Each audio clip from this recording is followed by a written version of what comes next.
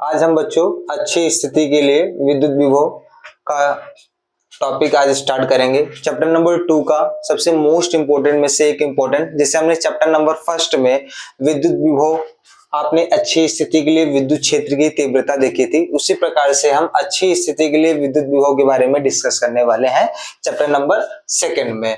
और चाहे UP board हो, चाहे सीबीएसई बोर्ड हो, चाहे अदर कोई भी बोर्ड हो, तो उसमें अच्छी स्थिति के लिए विद्युत विभव इंपॉर्टेंट रहता है। तो अच्छी स्थिति के लिए विद्युत विभव जो टॉपिक है, पहले उस पर हम डिस्कस करते हैं। थोड़ा सा इसका चित्र बना लेते हैं, इसका फिगर डिस्कस कर लेते हैं थोड़ा सा। तो हमने मान लीजिए इस बिंदु का नाम दिया A, इस पर रखा माइनस का Q आवेश। इस बिंदु का नाम रखा हमने B, इस पर रखा हमने प्लस का आवेश, ठीक है। और इनकी बीच की दूरी हमने ले लिया, इनके बीच की दूरी क्या ले लिया हमने 2a ले लिया। क्या ले लिया इनके बीच की दूरी 2a। तो इसमें एक केंद्र मान लेते हैं, इसका नाम क्या है आपका O। केंद्र क्या है आपके पास O है।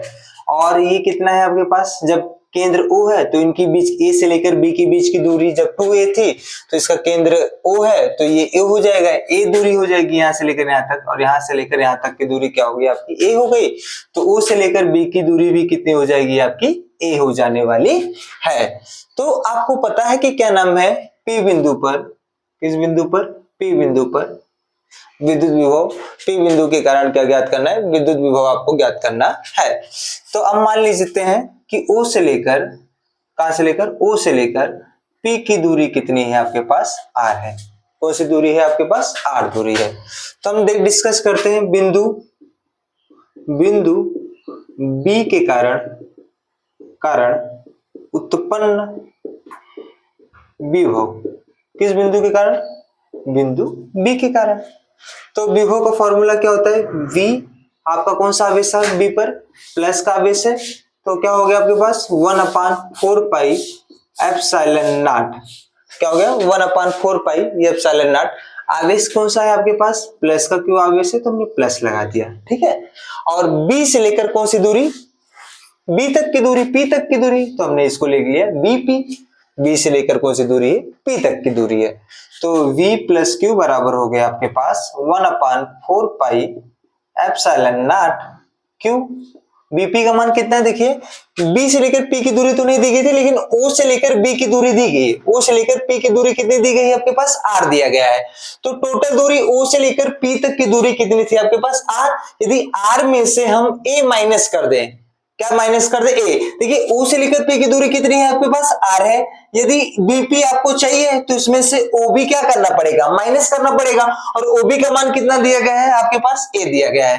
तो आपने क्या कर दिया R माइनस क्या कर दिया A कर दिया। क्या कर दिया आपने R माइनस क्या कर दिया A कर दिया। इसको हमने कौन सा समीकरण मान लिया, समीकरण 1 मान लेते हैं।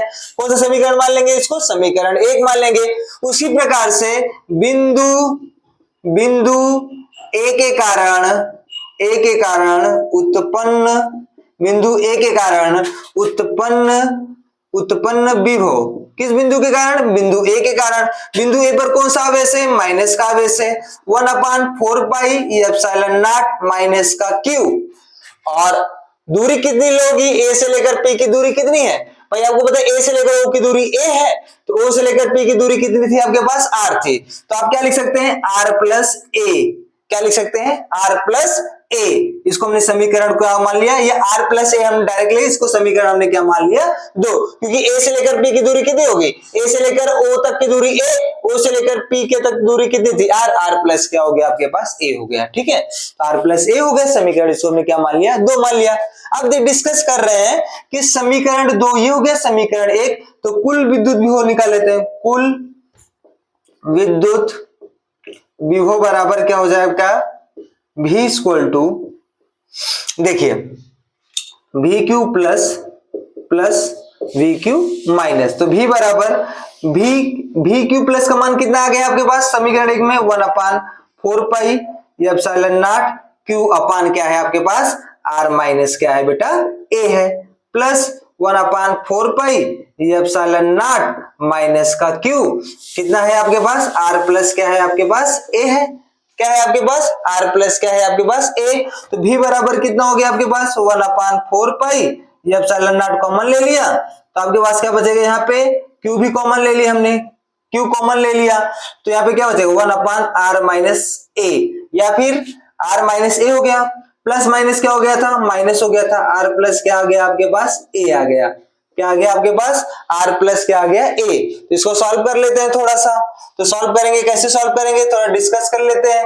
तो v बराबर क्या हो गया आपके पास, q अपान 4 पाई एप्सिलॉन नॉट आपने ले लिया, एलसीएम कितना आ गया आपके पास, r माइनस ए और r प्लस क्या आ गया आपके पास, a आ गया, r माइनस ए कैंसिल हो गया तो r प्लस a बचा आपके पास, ब्रैकेट लगाया हमने, माइनस का चिन्ह लगा, ब्रैकेट लगाएंगे तो r प्लस ए क्या हो जाएगा कैंसिल, तो क्या बचेगा आपके पास r माइनस ए बचने वाला है। तो v बराबर कितना आ गया, q अपान 4 pi epsilon naught r plus a minus r plus a. देखिए a minus b, a plus b क्या होता है बेटा आपके पास, a square minus b square, तो क्या हो जाएगा r स्क्वायर माइनस क्या हो जाएगा बेटा a स्क्वायर हो जाने वाला है। तो चलिए ठीक है, तो v इक्वल टू क्या हो गया, q 4 पाई एप्सिलॉन नॉट हो गया। अब देखिए माइनस का r प्लस का r क्या हो गया कैंसिल, a कितना हो गया आपके पास 2a हो गया, तो नीचे क्या आ गया r square minus a square कि नहीं, तो v बराबर क्या आ गया 1/4 पाई एप्सिलॉन नॉट। अब देखिए 2qa अपान क्या हो गया r square minus a square, ठीक है, और आपको ये पता होना चाहिए 2aq बराबर होता है p होता है, क्या होता है p, तो v बराबर कितना हो गया 1/4 पाई एप्सिलॉन नॉट, 2aq की जगह पे क्या लिख सकते हैं बेटा, p लिख सकते हैं, r स्क्वायर माइनस क्या हो गया a स्क्वायर हो गया।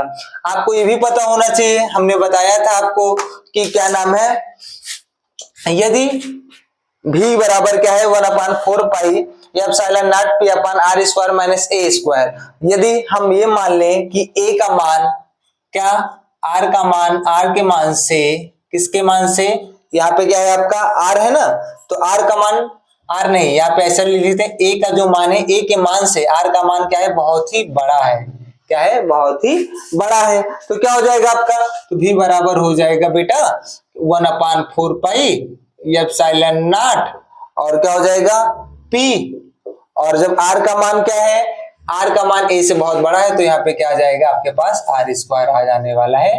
तो यहाँ पे आपका कुल विद्युत विभव कितना आ जाएगा, v equal to 1/4 pi epsilon nought p upon क्या हो गया r स्क्वायर।